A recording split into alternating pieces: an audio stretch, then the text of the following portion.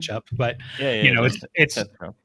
then that was the fun of playing that cleric too. Is like sometimes you'd run one or two clerics light, and they'd be like, "Wait, are you sure?" And it's like that means more fighters, which means things die faster, which means I heal less. Like there is a math to it, right? Yeah.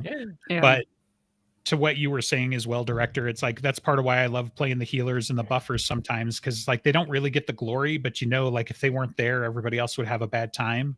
Yeah. And like when you're a good healer, it makes all the difference, right? Like people definitely know when there's a bad healer on the team, even if they don't always recognize when there's a good healer on the team. Yes, of course you're It's going to kinda definitely like, why did I die? That was your fault. It's like, no. But like, Where's the rest of your there's too team, many buddy? healers, it Were you does by get yourself? boring. Like, Sure. give me something. Let me click a button. I'm bored already. Like, it's much better to have a nice balance of like the right kind of challenge, which is sometimes hard to do. In retail WoW as it is right now, because that's what I'm playing at the moment. When you do and plus, Like right now, at this moment, when you hear clicking, it's because he's in a raid because he doesn't pay attention. Yep.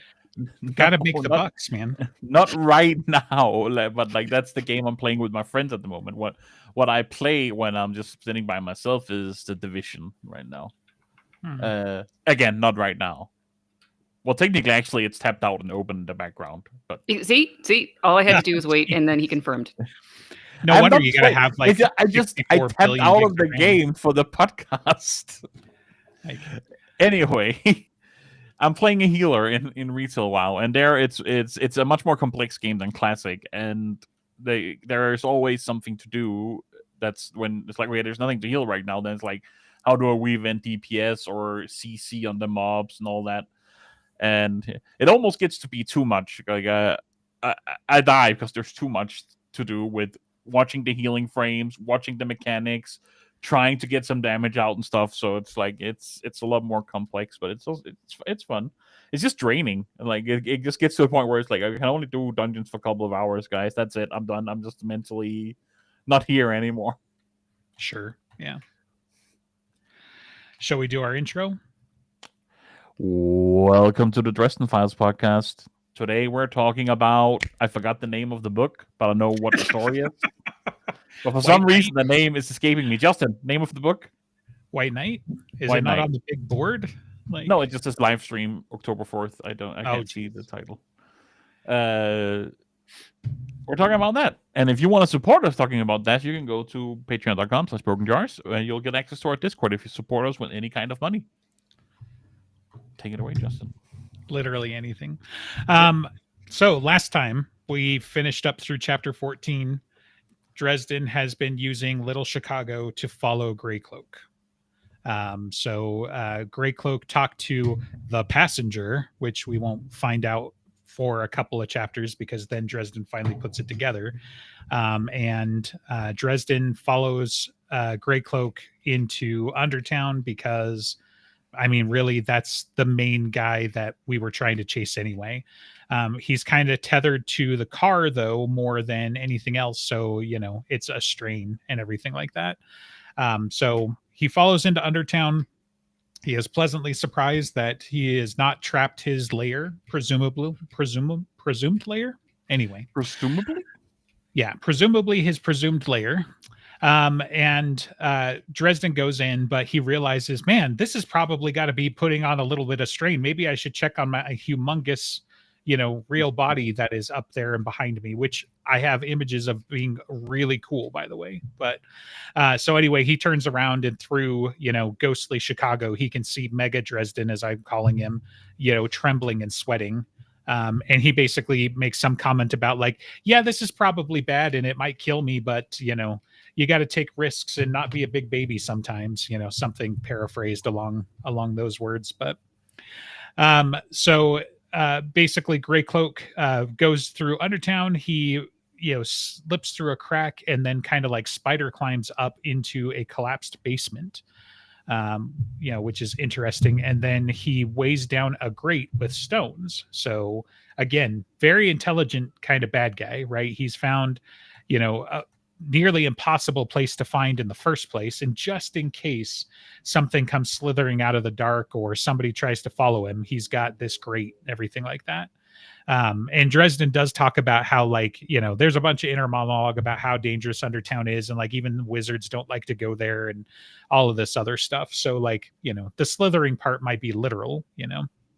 I want to say, unless I'm making this up and conflating it with something else, like he even talks about how like there are tunnels that are made down there and nobody's seen what makes them, which is a fun plot hook for DMs everywhere. So Grey Cloak is, eating and drinking food, which is kind of an important clue. So he's probably not straight out of the Never Never.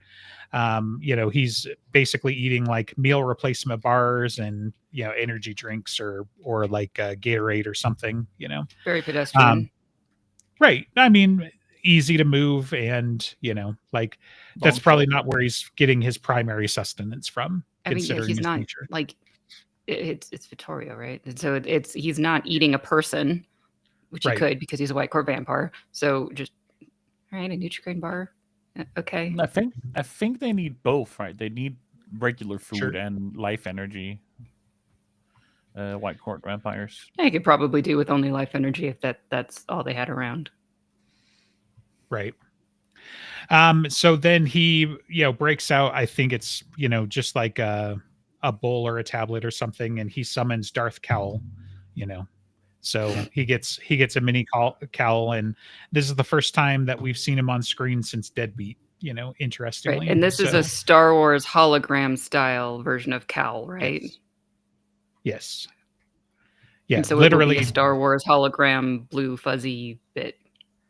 Yeah, look up, Darth Sidious and Captain Cody, and that's what we're looking at, minus Vittorio's not in Stormtrooper armor, but how close can we get without getting sued? Very close. I mean, he calls him Darth Bathrobe, right? So that's pretty freaking close. They don't have, what the trademark on dark, in a foreign language, I imagine. So, yeah, just there's a lot of Star Wars references, right? And I guess just like how visually close can we get this hologram to being laid on with the holy lightsaber? I mean, we gotta be like, I guess they don't own it. We can't call it a lightsaber. Can we make a reference? Can we call it a laser sword? Because that's what Luke would call it. Yeah, true. So. But also, like, if you think that's bad, wait until we get into Molly's head and we have to recreate the Bridge of the Enterprise. So, no, the Galaxy Quest, legally distinct. Right. Can we? Let's take it a step further. It's us riffing on the Care Bears, riffing on the original series. Yeah. So I didn't know they did that, but that's a too deep of a cut for Andreas today. Yeah. So I mean, I haven't seen Care Bears. I guess it's just that was just not my. Yeah, I guess this is dad privilege that you are aware of Care Bears, because I am not. Also. I'm just sufficiently old and got reminded of this in the last year or so. But yeah, like I gotta imagine it's on YouTube. But you can find pictures of it, I'm sure. But yeah, they inexplicably do like a 4-episode run of the Care Bears on the Enterprise or something like that. Like, the Care Bears as the Enterprise crew. Well, I don't know if they're like directly the crew, but in any case, it's a thing. So anyway, all right. So he's talking to Cal, pulled out some of the dialogue and everything like that. But to get the full, Star Wars vibes, right? I was not followed in flesh, my lord. Of that I am certain. It just strikes me as the Trade Federation, right? Like, my lord, is that legal? Just kind of make it legal, right? Just kind of what I'm picking up. So Cal held up a miniature hand for silence, a gesture that looked somehow stiff and pained. Then his hood panned around the room, so presumably didn't get away scot-free, but maybe Dresden's reading into it. Maybe Dresden's got some more empathy because burned hand, The figure's gaze met mine and hit me like a literal physical blow, a swift jab in the chest. "He is there!" Cal snarled. The misty figure turned to face me and lifted both hands. An odd, cold pressure hit me like a wave and pushed me back several feet before I could gather my will and exert pressure in return, coming to a stop several feet away from Grey Cloak and Cowl. Cowl's hands clenched into claws. "Insolent child, I will rip your mind asunder." I snarled at him and planted my insubstantial feet. "Bring it, Darth Bathrobe." See, there you go. Mm-hmm. Cal screamed at me and he spoke a word that resonated in my head and thundered through the hazy confines of Gray Cloak's hideaway. Though I had braced myself to gather my will and pitted against his, the next strike hammered into me like a freight train. I could no more have resisted it than I could have stopped an ocean tide, and I felt it throwing me back and away. In that last second before I was banished, I reached out with all the strength I had left, focusing on Gray Cloak, pouring everything I had into a spell to grant me a clear view of his face. I got it. For the barest instant, the face of a man in his mid-30s, tall and lean and wolfish. And then there was a geyser of scarlet pain, as if someone had seized both halves of my skull and torn it into two pieces. Darkness followed. So that's bad.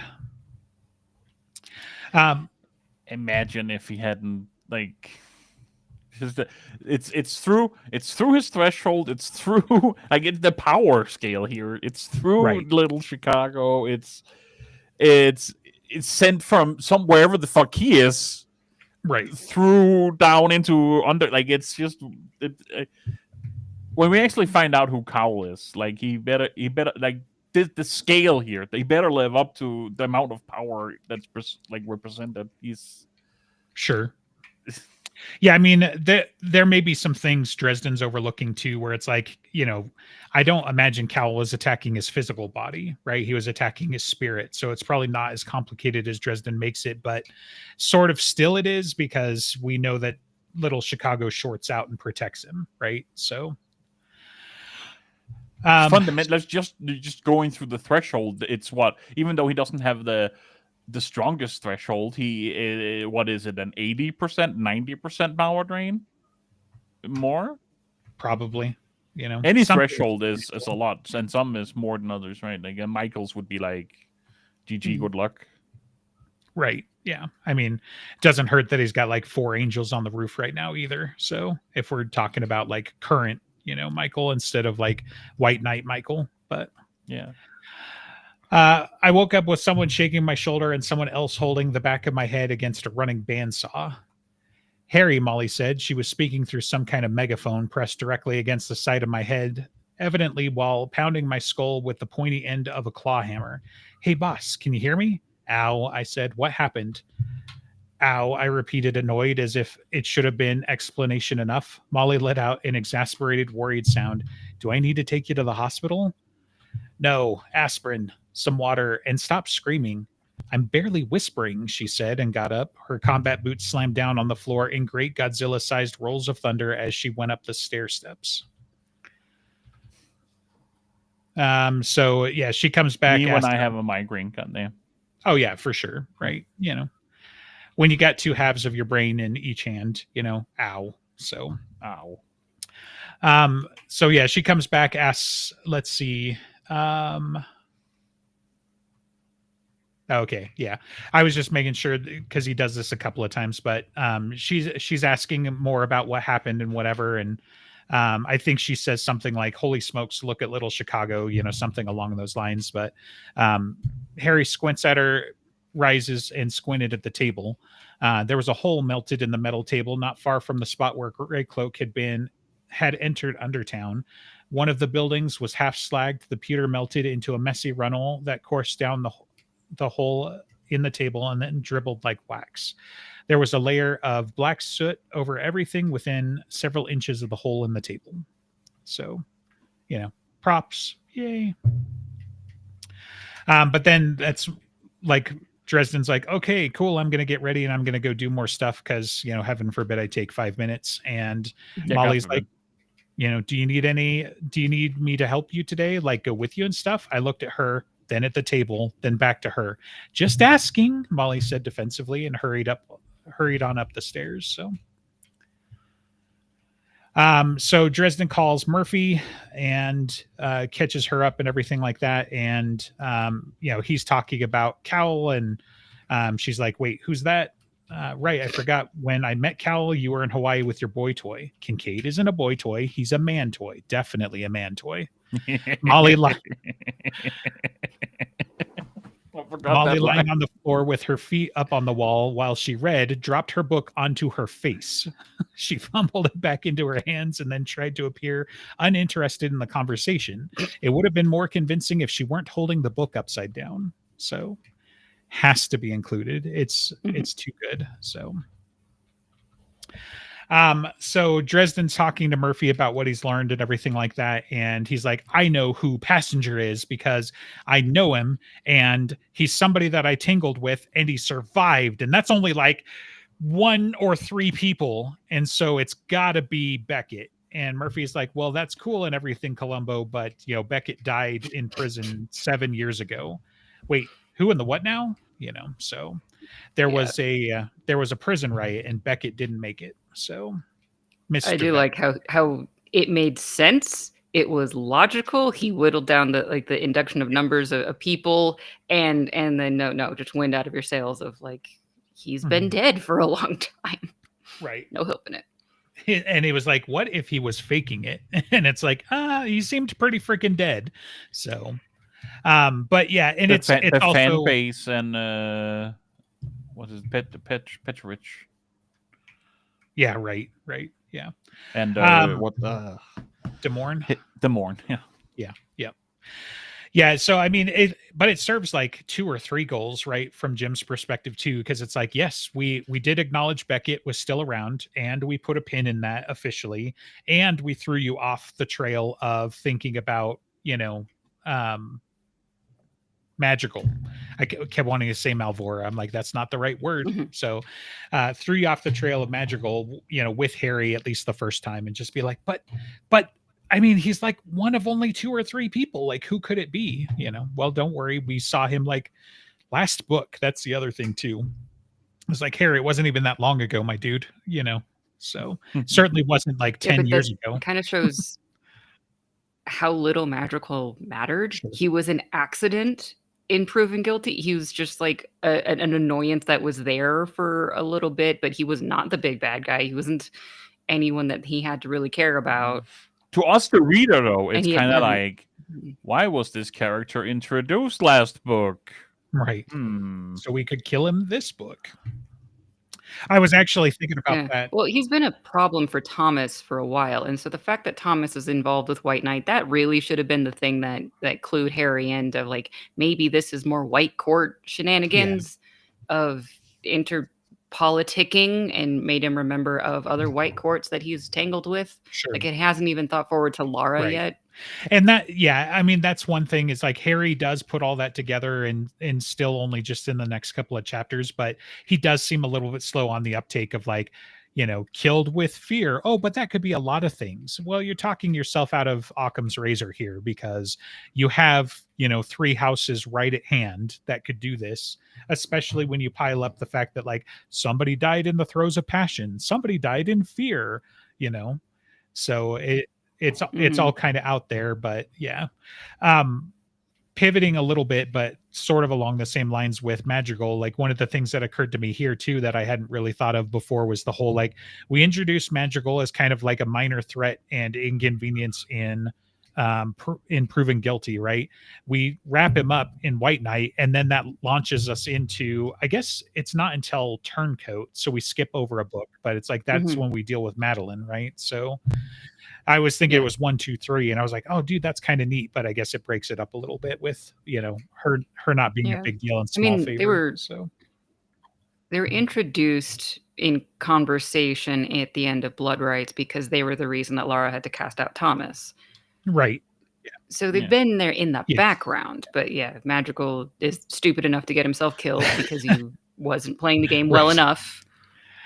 Sucks at being a White Court vampire. So put that on his tombstone. Yeah. So not supple. No tadpole. Very bad. Right. I mean, he tried to do the cat's paw thing. That's what's stupid, right? He tried to do the cat's paw thing, but he got too personal. And so he took a personal swing at Dresden, a couple of different ways, right? Like the ghouls thing, we'll get to that hopefully, but just like all of that stuff. So all right. So anyway, it's not Beckett. That's the point. And skipping ahead just a little bit. So Murphy's like, who goes around removing their scent from places? Vampires. They can track that way just like mouse. Oh, right. Another burned building. Not, I began, not his fault, Molly said. Not your fault, Murphy said. I know, but it's still going to look awfully odd. My car getting firebombed, a building less than a block away. Gets firebombed a few hours later, and probably with the same kind of incendiary device, right? So I just love the fact where it's like Dresden tries to stand up for himself and everyone is like, we get it. We've heard it for years, Dresden. We get it.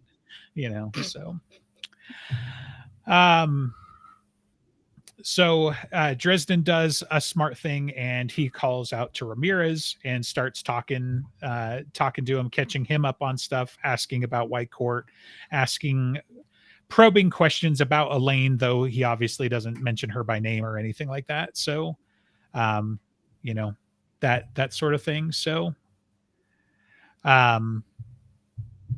yeah. So then just some funny little, Ramirez moments from their conversations. I gotta love those vampires, so arbitrarily contrary. Say that 5 times fast, I said. He did, flawlessly, rolling the R's as he went. See there? That's why the ladies love me. It's not love, Carlos. It's pity. So.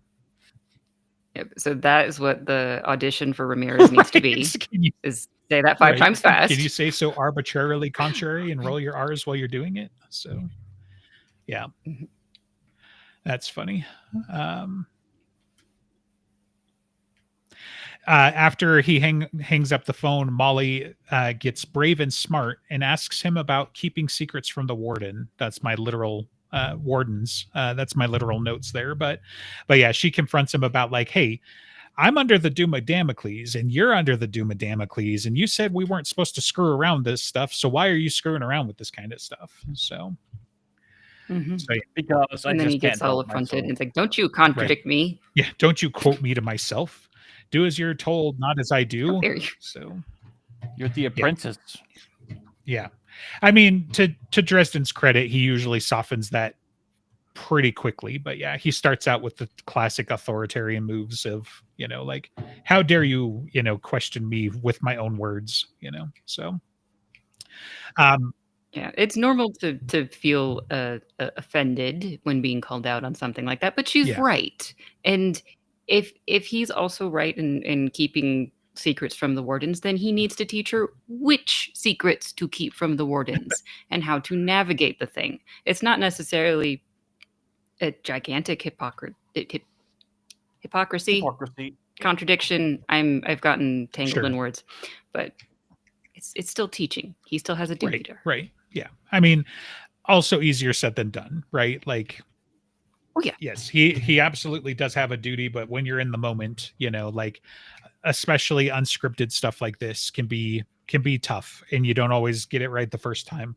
And now I feel like I'm defending myself as a parent here, but like it's tricky sometimes, right? And just be like, you gotta build in your buffer space sometimes and just be like, I'll explain it, but not right now because people are like being eaten, let's deal with that first. So, anyway, so Molly's like, wait, you sure you don't need my help? So I paused, I glanced at her, and then I looked at the bracelet on her wrist.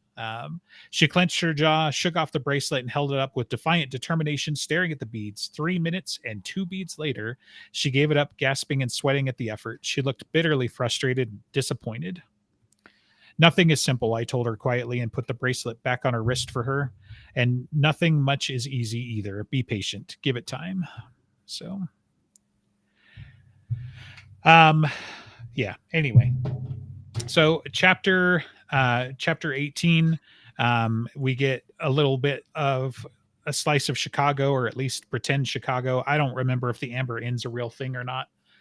It might be. So, but we get a big old description of, this middle of the road and not near anything exciting and hasn't been involved in any murders. So people don't go to the Amber Inn, which makes it affordable. Well, there you go. So I didn't catch that one on my tour, obviously. So yeah, it's one that people forget about. Right. Yeah. Yep. So he goes there and everything like that. Let's see. Apparently I didn't didn't get enough of my notes here because the next transition is like, yeah, okay, Mouse find him. So like basically he's there, he takes Mouse, has Mouse kind of sniff him out, and then he's like, well, obviously there's a ward because now we're more on Elaine's turf and everything like that, and so he just decides to, let's see, I think, yeah, he just knocks. And so nothing changes, but he does feel the energy shift, from the ward and everything like that. And he's like, oh, I get it. It's not a ward, but it's a peephole, so she's able to somehow see, through the door, whatever, with magic. So that's kind of neat. The kind of subtlety that, we hear a lot about Elaine, we get to see it, which is awesome.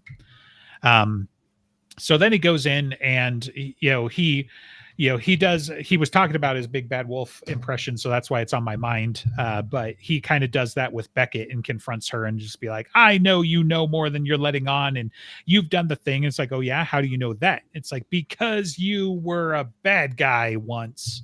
And, obviously I'm hamming it up a little bit, but, she kind of, doesn't rise to the challenge, which he finds frustrating, and kind of takes the sail out of his winds and, undoes his self-righteousness a little bit. And, all of the rest of the Ordo kind of come to her defense and everything as well, which it's like, oh, I did make friends, a nice little moment for her. Mhm. So, and Just then, imagine Dresden He trying to is be big bad indignatious, bully and it's here. all like, you're taking all the fun out of this.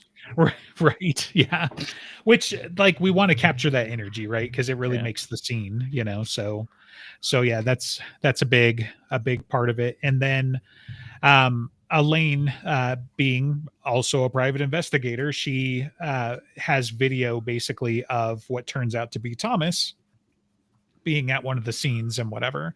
And so, Dresden can't be like, oh, maybe it's a different White Court vampire, or, he's still on like, well, maybe it's swearing his face, or he's been coerced, or something else is going on, which obviously something else is going on, but they're like, him, so yeah. Yeah. Oh yeah, no. I mean, I get that he's trying to protect his brother and all that, but he saw the war room at Thomas's Yes. apartment. He cannot deny to himself that Thomas is involved. So seeing video evidence of it is that he should just go like, damn it, you have evidence on you rather than you have evidence on bad guys and whatever. Right.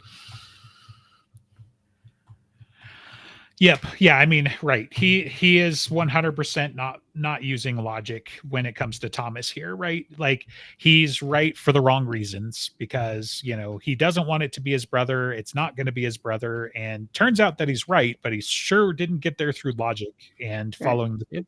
And somewhere in the middle of this, he has this like, why doesn't my brother talk to me? I don't know, Harry. Why doesn't your brother talk to you? It's an important aspect of what's going Right. on. Right. This is what some of us might call in the business a clue, So Yeah, I mean, it's like he just has. It's like if it was Murphy, right? It's like those are people he trusts beyond. Like they could be shoot someone in front of you, and you'll be like, oh, he deserved it. Right. Like, right. Clearly, Yeah. that person we need to hide Yeah. the body. That person deserved Like- it. We should have done this. I've already accepted the reasoning. Yeah, Don't need to explain. Let's shoots go. a little kid in And front of you. so- He's like, oh, it's possessed, it's shapeshift or something. I mean, right. let's Must have hide the been a body, dick. whatever it is. No, I mean, yeah, right. A year ago, so Thomas is your blood, right? And he's the only blood relative that you know of right now. Fine, right? A year ago, you took him into Arctis Tor, and he shed blood for you in defense of you and your friends by proxy and everything like that. This man is ride or die, right? Like in the parlance of our times, right? So it's like, yeah. I gotta get like 4 more memes in here. So you take while like Ride or Die, which Yeah. is kind of like that's kind of trendy-ish up in the times, and then you take in the parlance of our time, which is definitely not. we're- right, So, which I is really like significantly older. So anyway, but it's like, yes, I get it. I get why he doesn't want to believe it's Thomas and whatever, but it's like, dude, the evidence is literally in front of you. So while you're allowed to just be like, he's going to have a good explanation for this one way or another, like to still doubt that he's involved is silliness, so anyway, so Elaine and Dresden are going to go look for Thomas, and so they leave the Ordo behind, and they leave Mouse, and he's going to protect them because if it is just a killer or even a white court vampire or whatever, he can probably just sit on him until we get back. And it's an interesting question that presumably Priscilla's there. You didn't call her out, but does Mouse recognize what Priscilla is? Right at this moment. Apparently not, because I'm actually getting to the Priscilla part. I pulled that out because it's like, Gotcha. yeah, it's like, I think it's Anna is like, if we leave, how will you get in touch with us? I'll find you. Just like you found the killer, Priscilla spat. I ignored her with lofty dignity. Elaine didn't. She stepped up to Priscilla and loomed over her. You ungrateful, insufferable, venomous little twit. Shut your mouth. This man is trying to protect you just like I am, and I will thank you to keep a civil tongue in your head while we do our job. So Anna comes. That was much kinder than I would have said. Yeah, said. right. Oh, for sure. I mean, she's professional. She's getting paid. Yeah, she's getting paid. Which Anna points out, which, mind you, with that knowledge, Dresden is doing this pro bono because he's on the warden clock. And I guess maybe he's getting paid by SI, theoretically. He's getting paid by Murphy, but it's like... Man, he can kind of triple dip on some cases. SI, wardens, and maybe someone private pays for that too. Yeah. I mean, he kind of just has a stipend for wardens from just existing. It's not like he's getting paid for this case in particular, but... Yeah, but I mean, this is his cop salary, his wizard cop salary. Yeah. So, but yeah, it is kind of funny that it's like, dude, he's just here because he's a good guy. Like, I mean, in Priscilla's case especially, she wants to cast to be fair on Dresden. She's right. He would do it for free. Yes, right? And like, he didn't want to be a warden. They forced him into it. He would be doing this anyway. Yeah, it is a very big question that I don't remember if it ever gets addressed or not about Mouse, and why can Mouse not tell that Priscilla is, a Scavis, right? So I mean, I can kind of like in universe logic it out ish in terms of it's like when a white court is not drawing on their parasite, and even maybe like trying to keep it down, they present essentially human, right? They can even like suppress it when they get hurt and not heal. So other than the blood be looking different, if a white court vampire could present human enough potentially to fool Mouse here, depending on also under what rules does Mouse's powers work under. Is he limited by a threshold, for example? This is mostly behind some sort of threshold. Right. This isn't a motel, though. There's no threshold to speak of. So Mouse cheats, which I always have implied that it's because he's pulling his power from Dresden as much as anything, right? And so, like, maybe his powers are diminished by not being near Dresden. That's complete headcanon, though, right? Yeah, we don't know the edges of what Mouse can do. I mean, can he see through a veil? Oh wait, what did they do in Turncoat when identifying somebody from afar? Okay, actually, that wasn't seeing through a veil. No, the seeing from afar was the other private investigator. So a good example thing about with Mouse here, Molly, when she did something dark, drew on her darker nature in when we first meet at the SplatterCon, the last book. He growls at her. When she is not, he's like, "Oh, hey, Molly, I like you." Right. I mean, Mouse also had some stuff to do at Anna's apartment when it caught fire, right? Like, I feel like he also knew, that there was evil intent afoot. And so, maybe that's the thing is, Priscilla is able to hide even their intentions or something. I haven't read this read through far enough to figure out what's gone on with Mouse, just to the part where it's like, oh no, the Ordo has gone missing and Mouse has gone with them, which means either he is with them pretending or he got entirely disintegrated, so that's the part with where Dresden's at with it. But maybe we get some of that. But yeah, it does seem interesting because it's like, even if Priscilla doesn't have direct evil intent right now, I gotta imagine they still smell like it, either physically or metaphysically. It's Right? like Mouse should be able to pick Yeah. up on, this person has been around some death.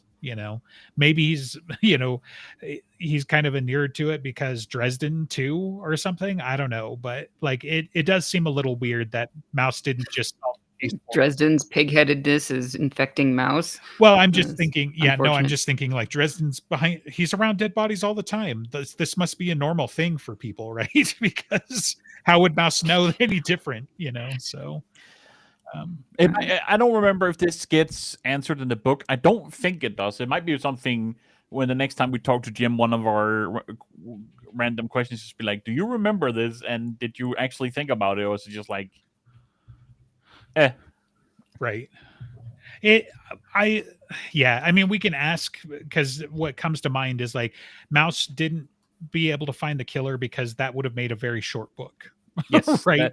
That's the actual answer. Probably the It's the reason. same reason why Dresden can't have a cell phone because it'd be a much shorter book. So, but But we All weren't right. looking for the actual answer. We were looking for the in-universe answer. That's true. Okay, so Elaine and Dresden leave. They take the Blue Beetle. Dresden confronts her on the drive about lying to Ramirez. Elaine trauma dumps. Just kidding. So she talks a lot about her trauma and going to the not going to the White Council. And then she confronts Harry over Thomas because it's like, speaking of people keeping secrets and shit, and it's like, look, I trust him. I've worked with him. I can't tell you very much more than that though, type of thing. So, so dialogue, then I think you should agree with me that we need to find him. Yeah. Can you? Yep. So I just love the certainty of it because he knows damn well he can find Thomas, right? So all right then, she said, and put on her seatbelt. We'll find him. We'll talk to him. I'll try to keep an open mind. She looked at me, but if it turns out to be him, Harry, he's got to be stopped, and I expect you to help me. If it turns out to be him, he'd want me to. So, yeah. So turns out that Dresden can track him by the amulet, and he actually talks. He's like, I could have done it through blood, but that probably would have gotten some questions from Elaine. But he tracks him through his amulet, and she realizes, like, wait a minute, there's a focus here, and she's still trying to work it out, but she just kind of ignores it and leaves him to it. Amulet basically leaning from his rearview mirror, which I think is fun, little Easter egg effect thing. And then they get out of the car. I want to say we're at Burnham Harbor now.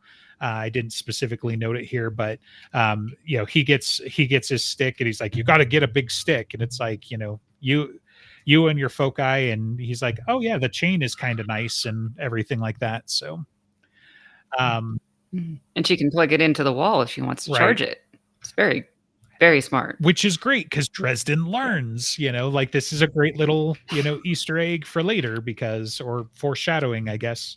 I love him using it on the Denarian's next book, so because he's like, that wasn't even that hard to do, and it's fucking awesome, So, all right, so let's see. And then so they get to the harbor. They got to go down the docks and everything. And she's like, can you find the boat he's on, whatever? It's like, yeah, we should be able to run it down fairly fast. Stay about 10 or 15 feet back from me. Why? Any closer than that, and we'd be a dandy target. Someone could take us both out with one burst from a machine gun. Cough, cough. Her face got a little pale. I thought you trusted him. I do, but I don't know who might be there with him. And you've learned this kind of thing on the job, machine guns? I felt my left hand twitch. Actually, I learned it with flamethrowers, but it applies to machine guns too. So Elaine sitting there reconsidering her career choice, right? Like, maybe I don't want to be a private investigator just like Dresden. Maybe I just want to find like lost puppies and rings and shit, I mean, she did see his apartment, right? It's not like it's a glamorous life here. Right. Sure. Yeah. Yeah, but I mean, I think, there is a thing of like oversimplifying Dresden's job. Dresden helps people. Well, yes, but how do you help people, Dresden? I went into a den of vampires and got barbecued. Like, oh, wait a minute, hold on. There's a gap in information there that would be necessary to make a smarter choice here. So, So he gets up to the boat and he's like, cover me, cover you. Elaine shook her head, and then she let one end of the chain slip loose from her hand and caught it in the other. She took a grip on it, leaving a couple of feet hanging from her left hand, little flickers of light playing along it, subtle enough that I doubted anyone would notice that they weren't looking for it. I thought I was here on a job. Now it turns out I'm half of a buddy cop movie. Uh-huh. I'm the zany yet lovable one. You're the brainy conservative. What if I want to be the zany one? Then you can hop out there on the boat. Stop throwing the regulations out the window. We're supposed to catch the maniacs, not become them. Don't do anything crazy because I've only got 2.5 seconds to go until I retire. That's right. That's the necessary line. Yeah. That's the spirit, I said, and then hopped from the dock to the deck of the water beetle. So yeah, Dresden is kind of dicking around on the deck and trying to figure out like, oh, is anybody here? It's a boat. Like I get it. It's a stunt double for the Jaws ship, so it is sizable compared to most boats that people would have been on. But it is the water beetle. It's not glamorous. Right. Thomas shows the name intentionally. Yes. This is the introduction of the water beetle, right? And yeah, and so it might have some space. It's not going to be big. This is also like, well, we need to go on an island. We need to go, we need to get there. Thomas gets a boat.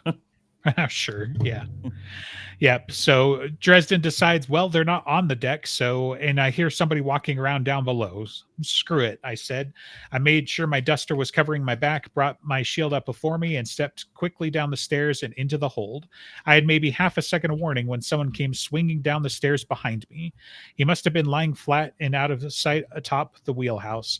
I started to turn, but 2 heels hit my right shoulder blade in a double-legged kick and propelled me forcefully down the hold. One little neat thing here too is that he's got his shield kind of half up anyways, and he quickly dispels it, but in a way that it kind of like flutters and like turns into like a little feather fall, right? Like a little cushion that he lands on. So he's able to flutter his shield and turn his pratfall into a roll and come up, and then and then Thomas. So Thomas, ow, what is wrong with you? You get one chance to surrender, asshole. Drop the spells and face the wall. Thomas, stop being a dick. I don't need this right now. Give it up. It's a good. Thomas is so much smarter than Harry. It's so good, but Thomas is also somehow convinced that Harry or somebody like Harry is doing this, and so that's what I love about it too. Is like Thomas is doing Dresden, but from the other side right now. It's like, give it up. It's a good act, but I know you aren't Harry Dresden. There's no way the real Dresden would have come here with a woman like that instead of his dog.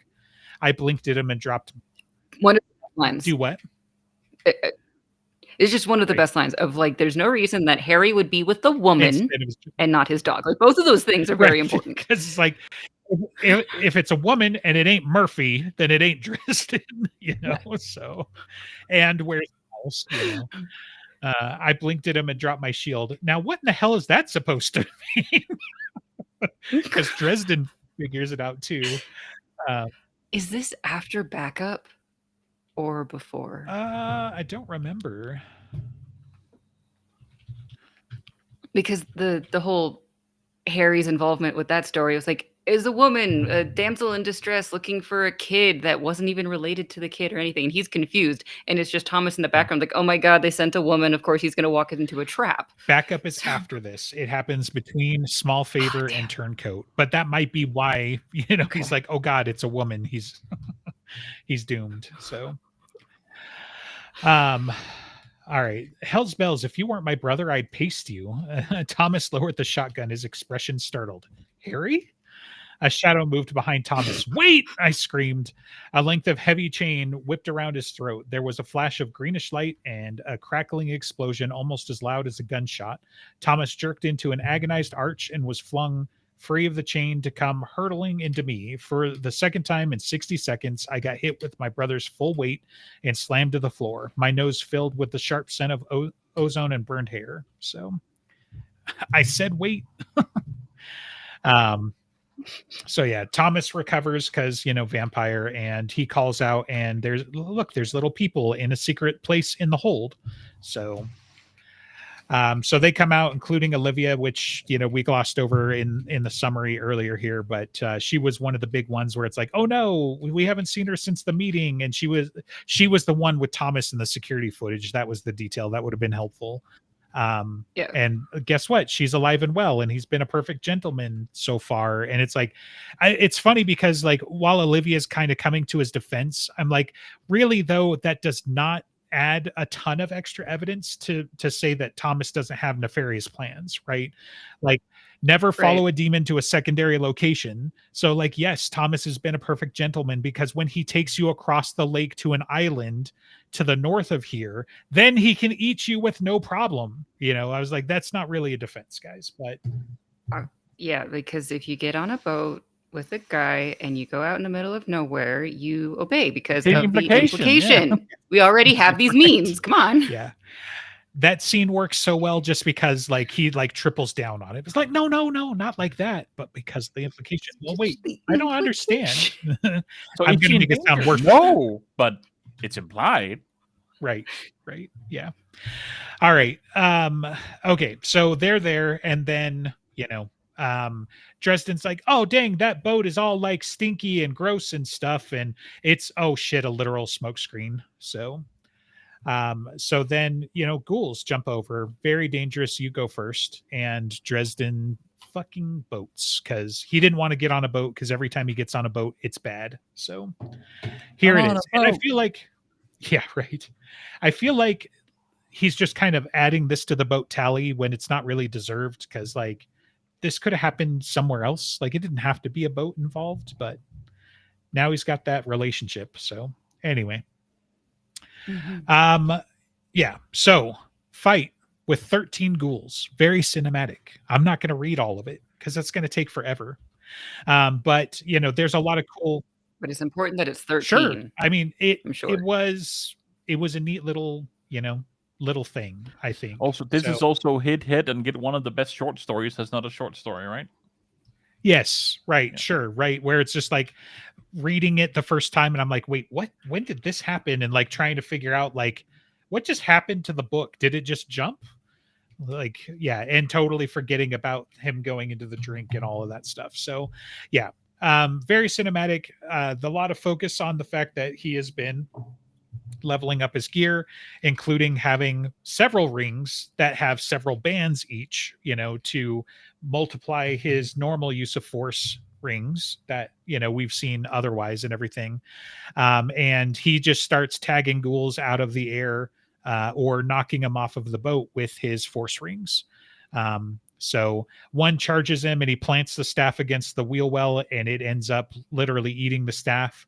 Another one comes up, behind that one and ends up eating the 44, and he finishes the staff guy and the other one, with the 44 basically, just to make sure they're down. But yeah, like Dresden is fighting as a man possessed, and also, for his life, because if any one of these closes with them, it's going to be a bad day. So yeah, they're able to press in on him, but then he hears a woman's voice let out a ringing, defiant shout.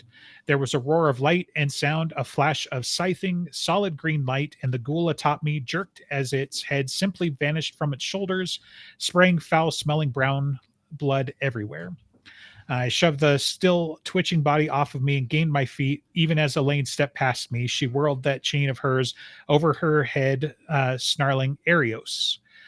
Something that looked like a miniature tornado, illuminated from within by green light and laid on its side, formed in the air in front of her.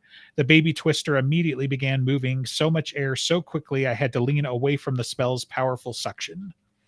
So she's basically using it to keep another half a dozen ghouls at bay. And one other thing about Dresden's tactics here is that while it kind of delays the ghouls and breaks them up and everything, he's just knocking them into the lake, which makes them slightly cold and annoyed, but it doesn't do much to stop them, So ghouls start, climbing over the sides of the deck and everything, trying to get to them.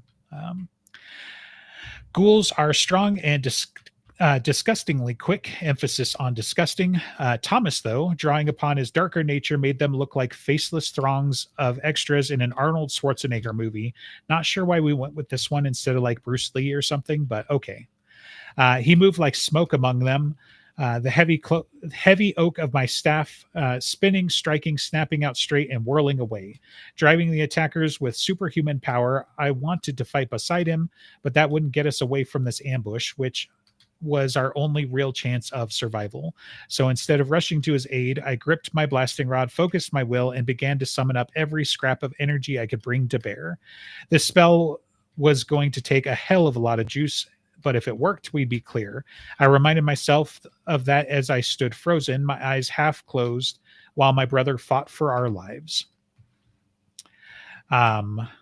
Yeah, so Harry gets ready to do what I affectionately call Mega Fuego here, because, you know, he's going to do something that probably is pretty close to like Pyro Fuego, right? But more focused and everything like that. It's going to freeze their little area of the lake. And right as he's about to kick it off, Elaine realizes how much energy he's been grabbing. And she's like, God, Harry, no, you're going to kill us all. And then he says, or die trying. Just kidding. And then he shoots, you know, the fire off into the sky and, you know, freezes a nice little chunk of ice near them. So everybody is able to skedaddle over the ice. He triggers the rest of his rings to knock the ghouls back into the lake to give them some cover. And then Harry goes last because he's the heaviest and he doesn't trust his little ice bridge that he made. So as Harry's running, the ice starts breaking behind him, and then Magical Wraith appears about 10 feet away because he's on the other boat that we've been ignoring, even though like it's the whole thing. And he raises an assault rifle from like 10, 15 feet away. So he's really bad at being a white court. He's getting his own hands dirty directly with a shotgun. Like what? Like would Thomas should say something very snarky of like, why would you even do this? Right. And that's what I was thinking too. It's like we were talking about the cat's paw earlier, where it's like, you know, sucks at being a white court vampire, because it's like, bro, you already brought in people, right? You already brought in Vittorio. Let him work. That's the point of a cat's paw, because if he gets caught and dealt with, then your hands are still clean. But you're so petty or stupid or both that you've got to show up and try and take a whack at Dresden, even with the thugs. But like, why are you there in person? That's not white court, you know? So yeah, he deserves what's coming to him, but yeah. So Magical blasts him and knocks him across the ice. And then he flashes back to Camp Kaboom. So we get that fun little thing. I guess I wasn't thinking about it at the time, but since, you know, we're doing the whole, like, we're filming this and everything like that, would we make Camp Kaboom its own episode? And would you start with, you know, the thing, like, would you leave it on a cliffhanger, or would you start it out with, you know, with the thing? Because I'm not sure if you could do both fights. But if you want to kind of hit that feeling, at least that I got as an audiobook listener, and you kind of alluded to, it's like, wait, what? Where it's like, we just end the episode there, he knocks his head, and the next episode opens in Camp Kaboom. And you're like, did I miss an episode? Right. But I mean, that isn't a good feeling. I understand, like, I had the same thing of just like, what happened, and did I miss something? Is something misbound or whatever? But like, it's probably better to make it more obvious that this is a flashback, and so people don't get unhappy. We could, okay, so we could do, for this one time, I guess, in the previous episode of, and then you see what happens, and he knocks his head, and then it opens in Camp Kaboom, and so you know this is the next episode. And then you don't get the reveal until the end of the episode where he, like, comes to again. I mean, I kind of like that. Yeah. I think it also depends on how long the Camp Kaboom flashback actually takes. If it's 10 minutes, you stick that in the middle of an episode. If it's 45 minutes, do a whole then episode we out have a of different it. problem. Yeah, I would do an episode, kind of, right? Because it's like you can fill in some of the stuff that Dresden just kind of mentions, you know, in his memory of like, we found the place and we set up the camp and, you know, whatever. But don't make it boring. Like, No, it's not important so based on to watch them set up the vibing. camp. I'm sorry, director. Who the fuck are we? Did we set out to make the most boring adaptation of the Dresden Files? Like, obviously, we're not going to add the fluff to make it suck. Like, geez. What are you accusing us of? Being hacks? I don't know. Yeah, Just like right. We know, we get it. So yes, It- like if it's not going to be fun or whatever, then it gets cut. So or it doesn't get added. But I'm just saying there's some room to flesh it out. Like we also don't want to half-ass it. I think is part of it too. Yeah, So and that's the right balance. But like I'm not that I fucking know anything about this, but I'm gonna guess that you could do it well in about 20 minutes. And so if you have a 40 to 60-minute episode, you stick it in the middle, and it's Sure. interesting and it's intriguing, and maybe it leaves you wanting more. And like, oh, that those are good things. And we get back to the ghouls of right now, and you understand more of why is he so pissed off and something go on and on and on. But like, yeah,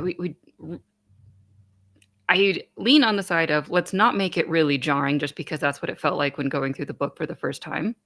Sure. We can make it better and let just not drag it out if it needs to also be like a flashback it's when people are weirded out by it, and then it's like, I don't care about setting up a camp, just get to the shit that's interesting, which is like Lucio talking about the swords and the kids getting taken and all that stuff.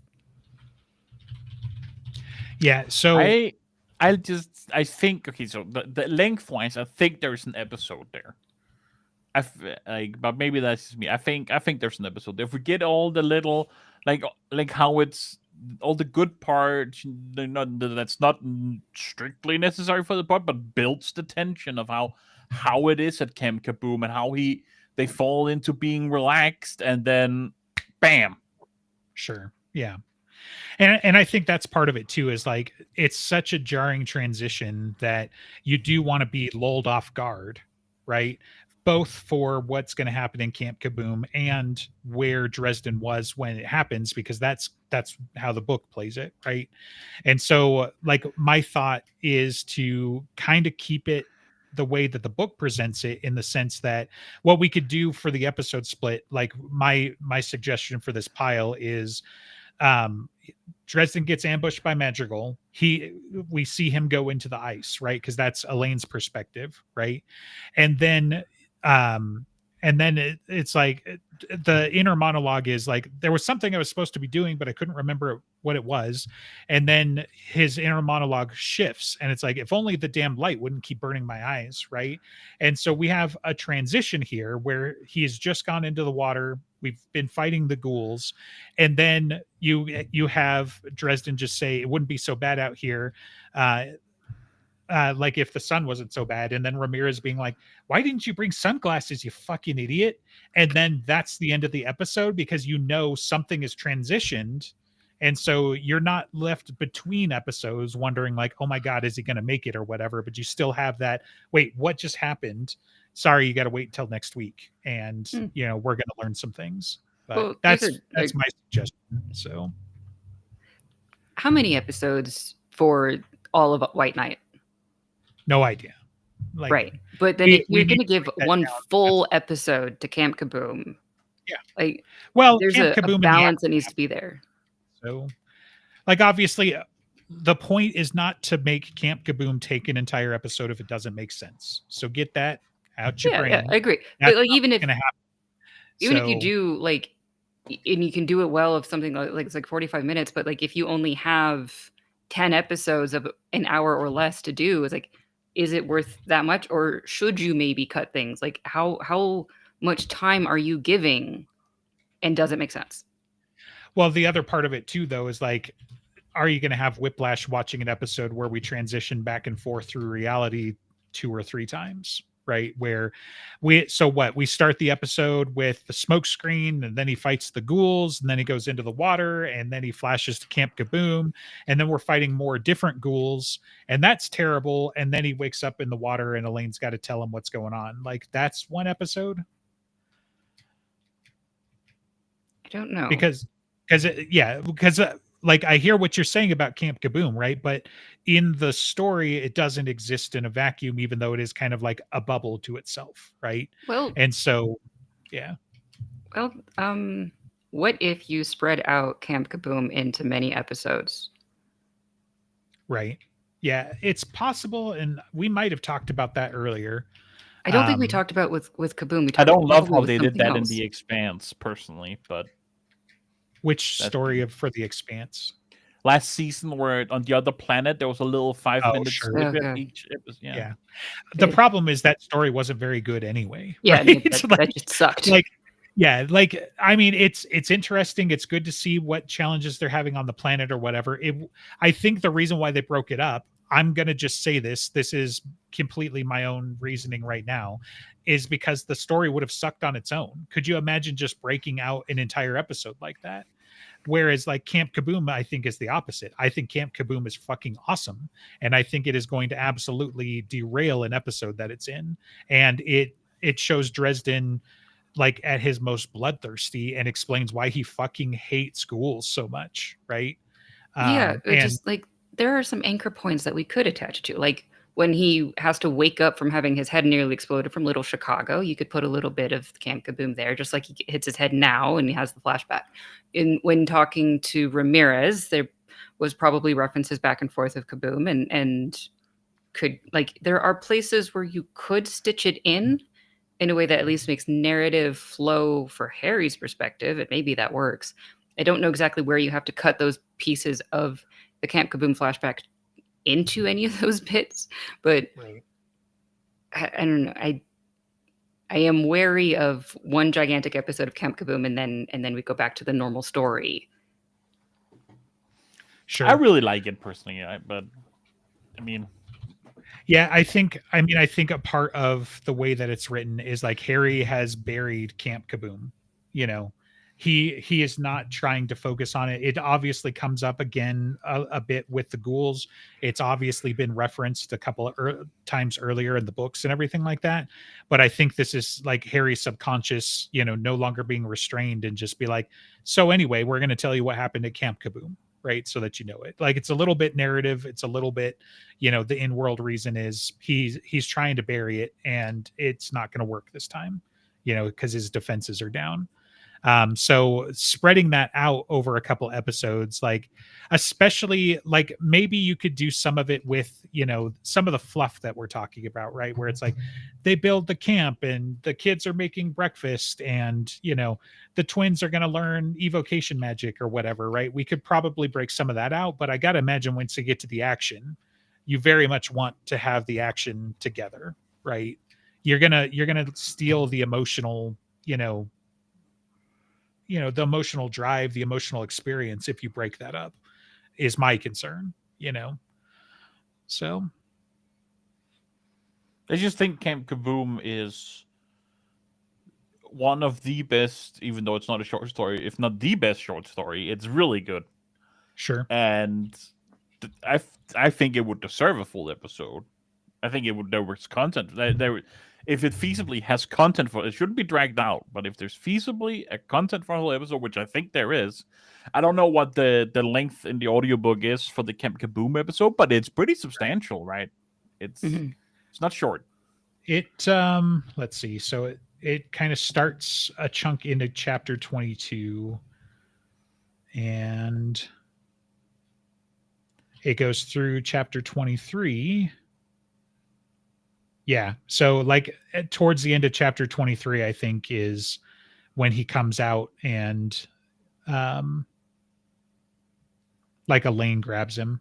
So all right. So if we, I mean, even just in these episodes that we're doing, then what we're aiming for, 10 episodes or 10 chapters that we're trying to discuss at a time. And so if you decide that 4 chapters kind of makes a TV episode with all the stuff that we want to do and have fun with, then if it's a chapter and a half, you get half an episode. And so right. I definitely hear your concerns, right? Which is like we got to figure out what the budget of episodes is going to look like for the season or whatever for the book, and that's going to go into the math, right? I'm not discounting that at all. I think I would love to have it kind of broken up that way, but I think there's room, I think there's room to manage the transition with the whole like end of one episode is. And again, we haven't storyboarded it out or anything, but it's like the end of one episode is he goes into the drink and, he's bitching at Ramirez about sunglasses. And so, something has changed, but you're not left to wonder what what's going on until, well, not as much to wonder until next week, right? I think that takes the edge off a little bit. We do Camp Kaboom and then, kind of the aftermath, right? Because we're still in the ghoul fight, and like Elaine pulls him out. She does the Reiki bits, they get back in the seat and, and go from there. The other thing to weigh out too, I think, is like, by splitting it this way, right? We're splitting the action, which could be good and bad, right? Is it good to have the one ghoul fight one episode and the other ghoul fight another episode, or is it better to lump that all together? Right? Either for budgetary or other kinds of reasons, right? Do we want to have two super action-packed episodes back to back in the middle, or do we just want one really big, exciting episode, right? Because there are seasons where it's like we're just kind of waiting for the mid-season climax to happen to kind of wake everybody up, right? Is this going to be one of those, or do we have two kind of episodes just because we want to focus on Camp Kaboom like that? Right now it's questions. I've got my leanings, but yeah, if we were to storyboard it out, like that's one thing. If we were going to fully do this, right, we would have to do that. We'd have to break out the episodes, which we've not always spent a good amount of time. We will come in, we'll say, hey, I'd like to break the episode here. I think it'd be dramatic or fun or fit some trope or whatever the case may be. But we haven't actually sat down and say, well, actually, probably the first like 6 chapters should be the first episode. Because it's like, okay, well, we went to the crime scene, we talked about it, then Murphy caught up, and like there's probably some fluff that's going to get cut, right? And there's some things that we can, like refine, right? Mm-hmm. So that we don't have to have all of this conversation to capture these 5 points, right? That's just the realities of doing it not in real time, It's kind of like watching a biopic and you're not like watching their entire freaking life in a 1 second per second replay, right? So there are strengths and weaknesses in each medium of both writing it out, making it be pretty quick, of like, we had fun at a camp, we had music at night and s'mores and whatever, versus like you kind of have to show that in a TV show, and that takes up more time, versus you can like you can condense other things in a TV show is very, very different. And so and thinking of where does it, like where do you put in the pause or the hooks for the next episode or anything like that, that's the hard part that we've been avoiding. Right. It's not a bad flow, I think, of like having a transition at the end of the episode into the flashback, and then continuing the flashback, and then like you kind of finish it maybe towards the middle of the next episode, and then you finish with the real time current time ghoul fight. And so it's a building intensity of why he cares so much. It's because the actual action of Camp Kaboom isn't that much. It's more just like how much he's traumatized by it. Right. And then he continues killing ghouls when he wakes up. Hopefully. Sure. Yeah. Yeah, I mean, to highlight on what you were talking about, because a buddy and I were talking about this last night. Like, he just started watching Star Trek Discovery, and that's the only Star Trek hook that needs to be in there. But yeah, we were talking about like how ridiculous it was that they were using the trope of like, there are 2 characters in the scene, which one's the idiot, right?